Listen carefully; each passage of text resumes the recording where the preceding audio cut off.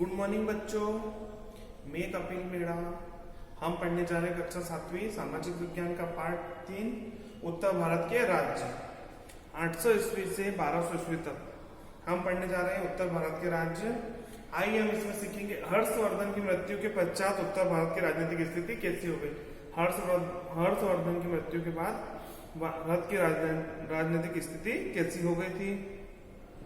भारत पर तोपों का आक्रमण, इस काल की सामाजिक, आर्थिक, धार्मिक, शिक्षा व कला में हुए परिवर्तनों की जानकारी हम इसमें प्राप्त करेंगे। 647 ईस्वी में हर्षवर्धन की मृत्यु के पश्चात उसका साम्राज्य टुकड़ों टुकड़ों में विभाजित हो गया, क्योंकि उसका कोई उत्तराधिकारी नहीं था। ऐसी स्थिति में अनेक क्षेत्रीय राज्यों का उदय हुआ। इन राज्यों में शासन करने वाले राजवंश राजपूत राजवंश के नाम से जाने गए। इनमें प्रमुख थे गुर्जर प्रतिहार, पाल, कलचुरी, परमार, चौहान, चालुक्य इत्यादि। राजपूत अपनी वीरता, शौर्य, साहस तथा मातृभूमि के प्रति सर्वस्व समर्पित के लिए जाने जाते हैं। यहाँ पे हमारा होता है कि हर्षवर्धन की मृत्यु के बाद उसका उत्तराधिकारी कोई नहीं था, मतलब उसकी मृत्यु के बाद उसका वारिस कोई नहीं था, तो सभी लोग अपने अपने अधिकार को लेकर आगे बढ़े और सभी ने अपने अपने राज्य छोटे छोटे अनेक क्षेत्रों में राज्य स्थापित कर लिए।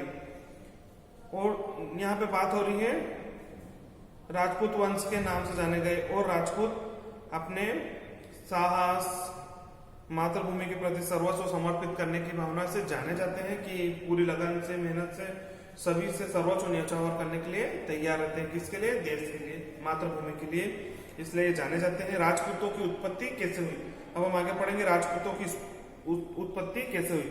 राजपूतों की उत्पत्ति के विषय में विद्वानों के विभिन्न मत, मतलब अलग अलग मत दिए गए हैं विद्वानों द्वारा। अधिकांश भारतीय इतिहासकार इन्हें वैदिक कालीन क्षेत्रों से उत्पादित मानते हैं। ये वो आधे लोग बोलते हैं कि ये वैदिक काल से आए हुए हैं। पहला है गुर्जर प्रतिहार वंश। भारत में प्रतिहारों की 3 शाखाओं में शासन किया।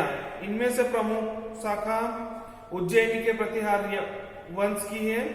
इस वंश का संस्थापक नागभट्ट प्रथम था। इस वंश के राजाओं ने मध्य प्रदेश, गुजरात, उत्तर प्रदेश तथा राजस्थान के कुछ भागों में लंबे समय तक स्वतंत्र रूप से शासन किया था। गुर्जर प्रतिहार वंश ने मध्य प्रदेश, गुजरात, उत्तर प्रदेश, राजस्थान में शासन किया था स्वतंत्र रूप से। पूरी आजादी के तौर पे इन्हें यहाँ पर राज किया था। राज नागभट्ट प्रथम, वत्सराज नागभट्ट द्वितीय, मिहिर भोज तथा महेंद्रपाल प्रथम इस वंश के प्रमुख शासक रहे। ये चारों इस राज्य के प्रथम शासक रहे हैं। अब हम पढ़ते हैं आगे पाल वंश। उसके पहले हम थोड़ा सा देखते हैं 647 ईस्वी में सम्राट हर्षवर्धन की मृत्यु के बाद कन्नौज का अधिकार करने के लिए 800 ईस्वी से 1200 ईस्वी तक राष्ट्रकूट, पाल वंश, गुर्जर प्रतिहार, अन्य राजपूत वंशों ने निरंतर संघर्ष होते रहे, मतलब आक्रमण होते रहे और राज्य को लेकर वे लड़ते रहे आपस में। इस प्रकार से उनका संघर्ष निरंतर चलता रहा। पाल वंश, अब इस वंश का मूल स्थान बंगाल है। पाल वंश का मूल स्थान बंगाल है। 8वीं सदी से मध्य प्रदेश के मध्य में उत्तर भारत के एक बड़ा साम्राज्य बंगाल के पाल शासकों ने स्थापित किया। कन्नौज को प्राप्त करने के लिए पाल शासकों के प्रतिहारों और राष्ट्रकूटों के सतत संघर्ष किया। गोपाल पाल, धर्मपाल, देवपाल आदि इस वंश के पराक्रमी राजा थे। चालुक्य वंश, गुजरात के सोलंकी चालुक्य वंश इस साम्राज्य का मूल राज था। इस वंश के राज भीम प्रथम के समय मोहम्मद गजनवी का आक्रमण गुजरात की ओर हुआ था। सभी को पता होगा मोहम्मद गजनवी ने आक्रमण किया था और सोमनाथ को लूटने के इरादे से वो आया था तथा मूर्ति में को तोड़ा और अपार धन लेकर लौट गया। उसने कहां पे किया था? सोमनाथ में मोहम्मद गजनवी ने आक्रमण किया और वहां से अपार धन को ले गया और भगवान की मूर्ति को भी खंडित कर दिया चालुक्य वंश के समय में। अब आते हैं परमार वंश। परमार वंश के प्रमुख शासक श्रीहर्ष, मुंज, सिंधुराज, भोजदेव, जयसिंह और उदयादित्य थे। श्रीहर्ष ने राष्ट्रकूटों को पराजित करने के मामले में स्वतंत्र राज्य की स्थापना की।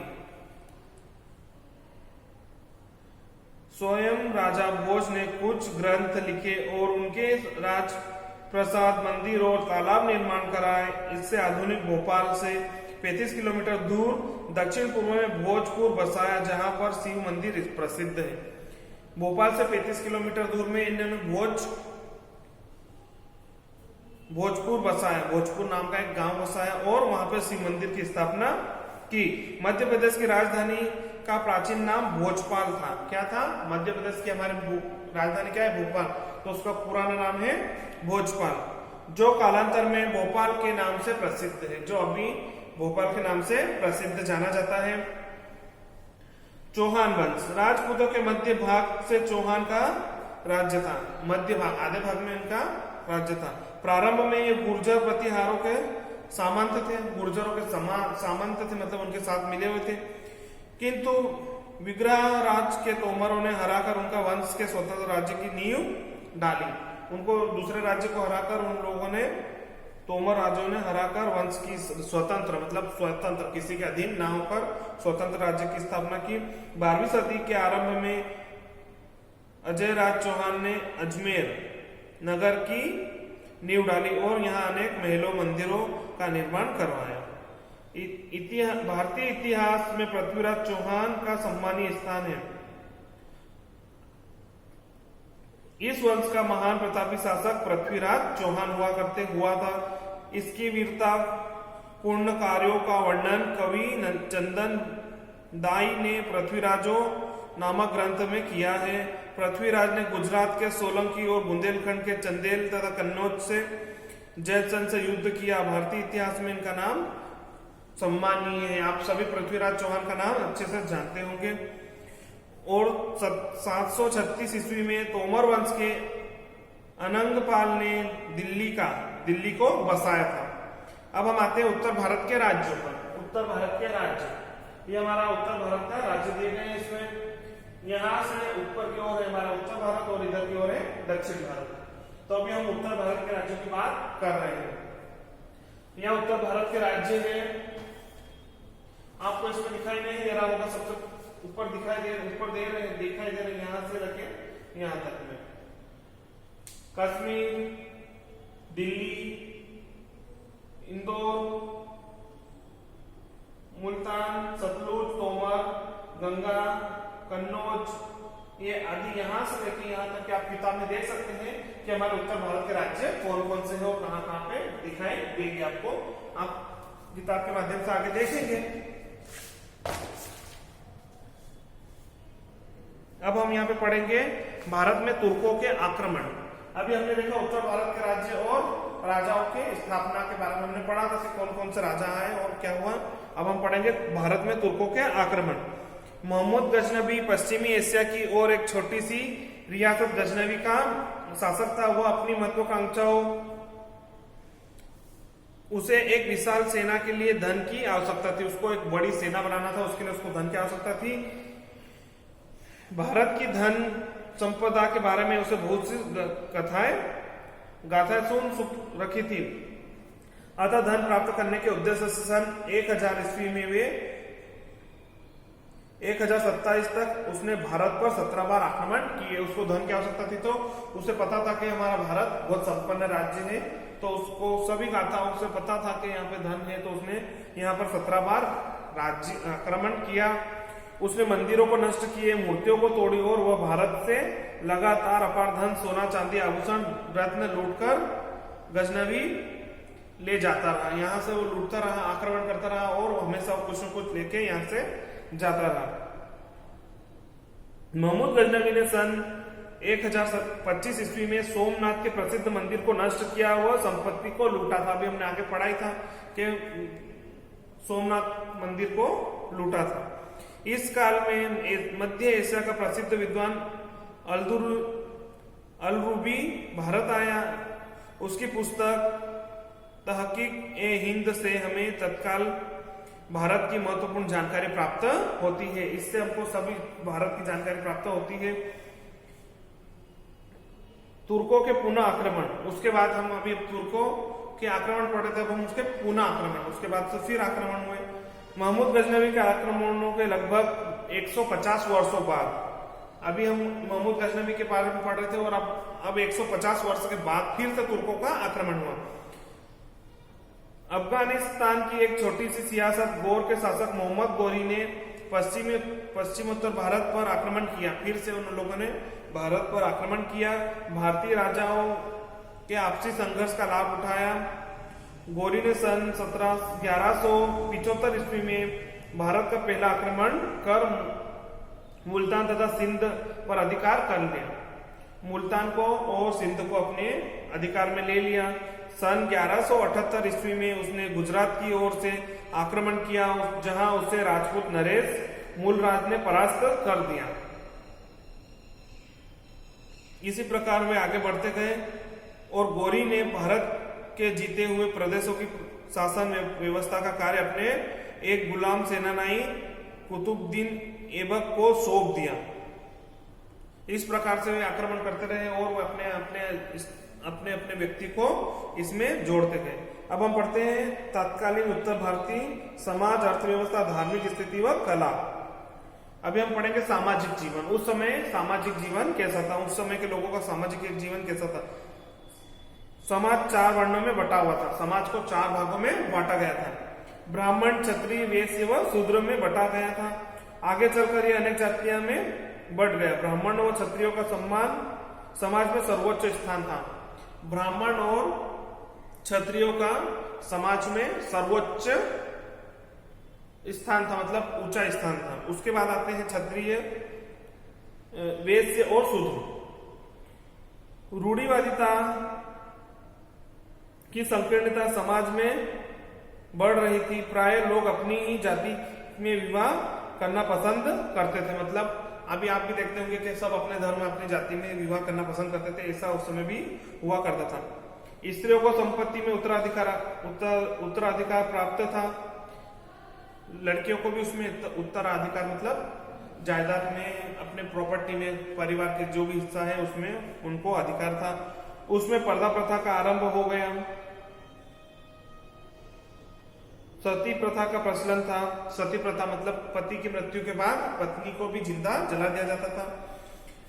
आक्रमणकारियों के हाथों में पराजय की स्थिति पड़ने पर अपने आप को बचाने के लिए स्त्रियां सामूहिक आत्मदाह जोहर कर लेती थी। मतलब अगर पति की स्थिति खराब हो गई है, वो मरने वाला है, तो क्या करती थी स्त्रियां, सामूहिक जोहर करके अपने आप को जला लेती थी या खत्म कर लेते थे। खान पान, और ये सामूहिक जोहर के बारे में बात करते हैं तो आपने फिल्म देखी होगी पद्मावती, उसमें आपको दिखाया गया था कि रानी पद्मावती ने सामूहिक जोहर करके अलाउद्दीन को नहीं प्राप्त हुई थी। इस प्रकार से ये रानियां, मतलब उस समय के समाज, उस समय की स्त्रियां ऐसा कार्य करती थी। खान पान व पहनावे में थोड़ा बदलाव आया, थोड़ा बदलाव उनके पहनावे में और खान पान, खाना पीने में भी थोड़ा बदलाव आया। शूद्रों के जीविका उत्पादन हेतु कृषि, मजदूरी व अन्य धंधे अपना लिए गए थे। शूद्र लोग थे तो जो अपनी जीविका, जीवन जीने के लिए क्या करते थे, कृषि करते थे, खेती करते थे, मजदूरी करते थे और या अन्य कुछ काम करते थे। मेले, त्योहार तथा पवित्र स्थानों, तीर्थ यात्रा करना सामाजिक गतिविधियों का अंग था। आज भी आप देखते हैं कि सभी लोग तीर्थ यात्रा पे जाते हैं, ये हमारे जीवन का सामाजिक अंग बना हुआ है।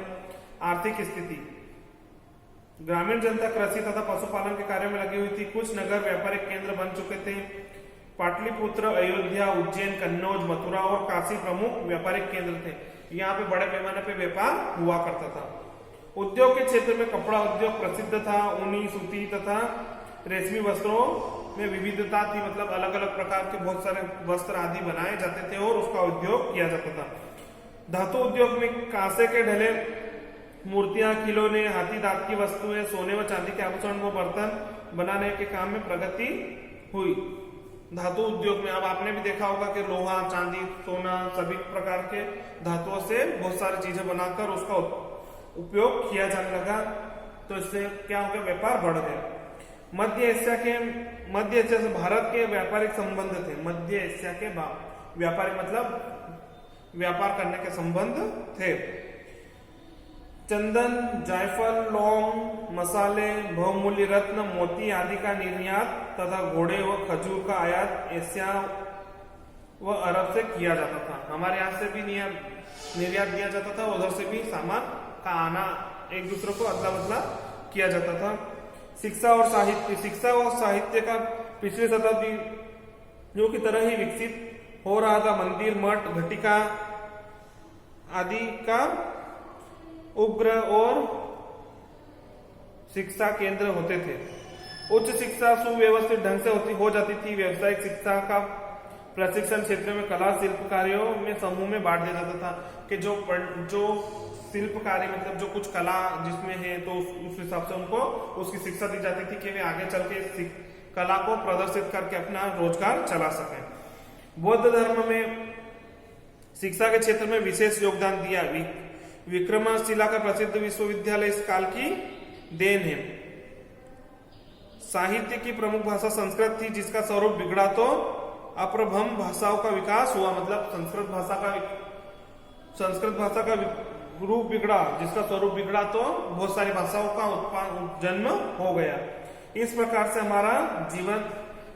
से हमारे उत्तर भारत के राज्य थे और ये हमारे पुराने वास्तुकलाओं एवं चित्रकलाओं के आभूषण, ये चित्र आप इसमें देख सकते हैं किताब में कि हमारे ये पुरातत्व के वो है, वास्तुकला है, चित्रकला है कि इस प्रकार से चित्रकारी करके वो मंदिरों का निर्माण किया जाता था कि बहुत सुंदर प्रकार से लगते थे हमको।